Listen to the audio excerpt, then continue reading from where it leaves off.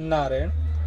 आज गीता जी के महात्म्य पे पहले अध्याय के महात्म्य पे वीडियो है। जैसा कि पहले के शॉर्ट्स में कहा था कि इन सब पे वीडियो आएगी, आज उसका ये पहला वीडियो है। श्री गणेशाय नमः। श्री विष्णवे नमः।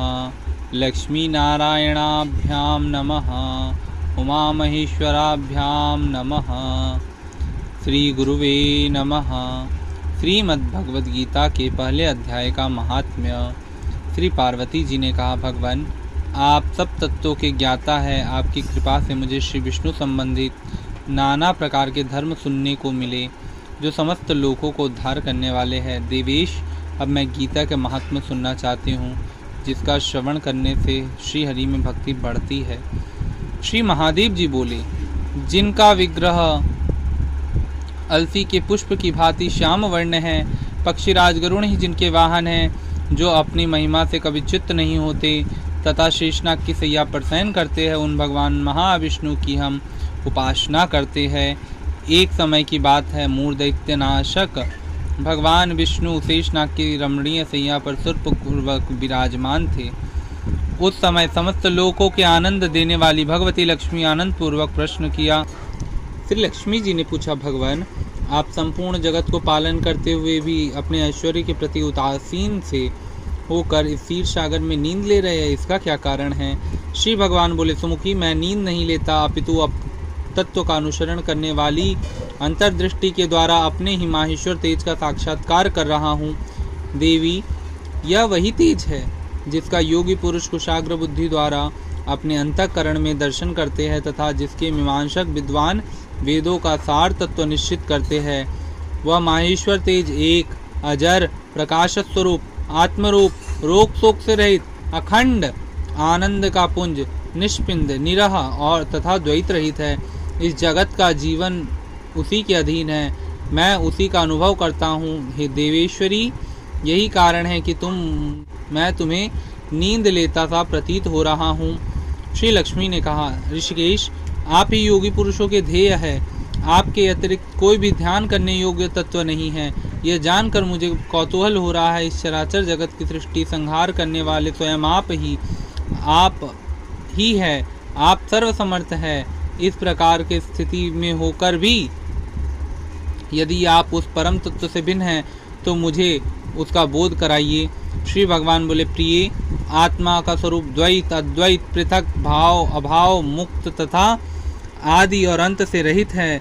शुद्ध ज्ञान के प्रकाश से उपलब्ध होने वाला तथा परमानंद स्वरूप होने के कारण एकमात्र सुंदर है। यही मेरा ईश्वरीय रूप है। आत्मा का एकत्व हो जाने पर आत्मा एकत्व ही सबसे द्वारा जानने योग्य है। गीता शास्त्र में इसी का प्रतिपादन हुआ है। अमित तेजस्वी भगवान विष्णु के वचन सुनकर लक्ष्मी देवी ने शंका उपस्थित करते हुए कहा, भगवान यदि आपका स्वरूप स्वयं परमानंद और मन वाणी की पहुँच के बाहर है तो गीता कैसे उसका बोध कराती है?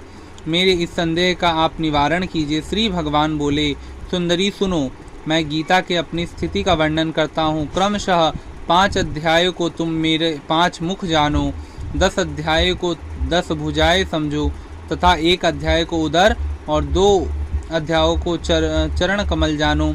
इस प्रकार यह 18 अध्याय वांगमयी ईश्वरी मूर्ति ही समझनी चाहिए। यह ज्ञान मात्र से ही महान पातकों का नाश करने वाली है। जो उत्तम बुद्धि वाला पुरुष गीता के 1 या आधे अध्याय का अथवा 1 आधे या चौथाई श्लोक का भी प्रतिदिन अभ्यास करता है, वो सुशर्मा के समान मुक्त हो जाता है। श्री लक्ष्मी जी ने पूछा, देव सुशर्मा कौन था, किस जाति का था और किस कारण उसकी मुक्ति हुई? श्री भगवान बोले, प्रिय सुशर्मा बड़ी खोटी बुद्धि का मनुष्य था। पापियों का तो वह शिरोमणि ही था। जहाँ वैदिक ज्ञान से शून्य उसका जन्म वैदिक ज्ञान से शून्य एवं क्रूरता पूर्वक कर्म करने वाले ब्राह्मणों के कुल में हुआ था। वह न ध्यान करता, न जप, न होम करता, न अतिथियों का सत्कार। वह लंपट होने के कारण सदा विषयों का सेवन करने में ही आसक्त रहता।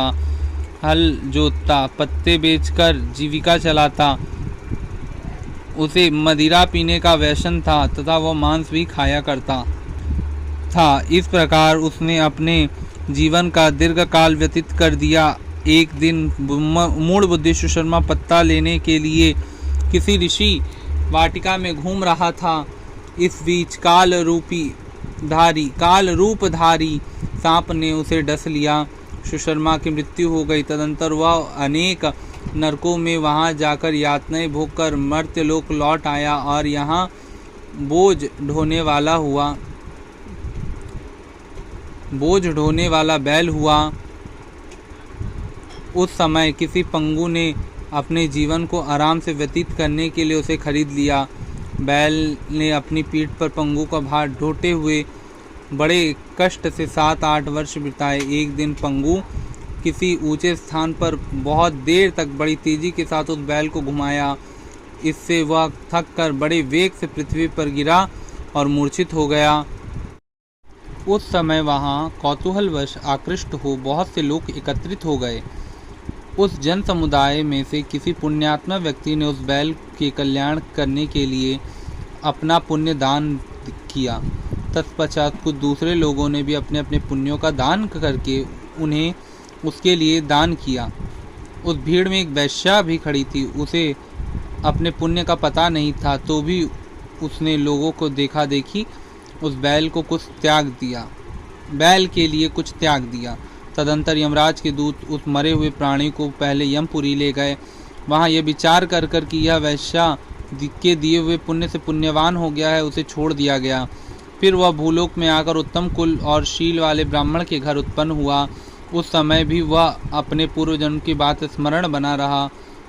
बहुत दिनों के बाद अपने अज्ञान दूर करने वाले कल्याण तत्व जिज्ञासु होकर वह उस वैश्या के पास गया और उससे दान की बात बतलाते हुए उनसे पूछा, तुमने कौन सा पुण्य दान किया था? वैश्य ने उत्तर दिया, वो पिंजड़े में बैठा हुआ तोता प्रतिदिन कुछ पढ़ता है, उसे मेरा अंतःकरण पवित्र हो गया है, उसका पुण्य मैंने तुम्हें दान दिया था। इसके बाद उन दोनों ने तोते से पूछा। तब उस तोते ने अपने पूर्व जन्म का स्मरण करके प्राचीन इतिहास कहना प्रारंभ किया। सुख बोला, पूर्व जन्म में मैं विद्वान होकर भी विद्वत्ता के अभिमान से मोहित रहता।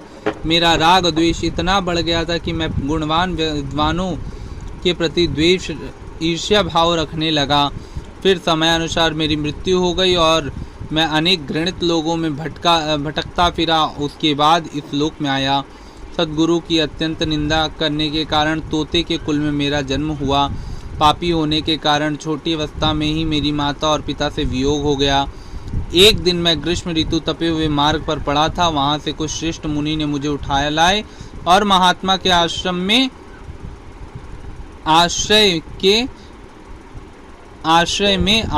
के भीतर एक पिंजड़े में मुझे डाल दिया। वहीं मुझे पढ़ाया गया। ऋषियों के बालक बड़े आदर के साथ गीता के प्रथम अध्यायों का आवृत्ति करते थे। उन्हीं से सुनकर मैं भी बारंबार पाठ करने लगा।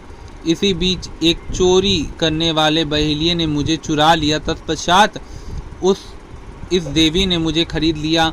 मेरा ये वृत्तांत जिसे मैंने आप लोगों को बता दिया। पूर्व काल में मैंने इस प्रथम अध्याय को अभ्यास किया था, जिससे मैंने अपने पाप को दूर किया। फिर उसी से वैश्या का भी अंतःकरण शुद्ध हो गया है और उसी के पुण्य से ये द्विज श्रेष्ठ सुर शर्मा भी पाप मुक्त हो गए हैं। इस प्रकार वार्तालाप और गीता के प्रथम अध्याय के महात्म्य की प्रशंसा करके वे तीनों निरंतर अपने अपने घर में गीता का अभ्यास करने लगे। फिर ज्ञान प्राप्त करके वह मुक्त हो गए। इसलिए जो गीता के प्रथम अध्याय का पढ़ता है, सुनता है तथा अभ्यास करता है, उसे इस भव सागर पार करने में कोई कठिनाई नहीं होती। श्री नारायणार्पणमस्तु। नारायणाय नमः। नारायण, ये था गीता जी का पहला अध्याय। तो इस अध्याय के पाठ से हमें मुक्ति मिलती है और इस अध्याय को पाठ से हमारा अंतःकरण शुद्ध हो जाता है। नारायण।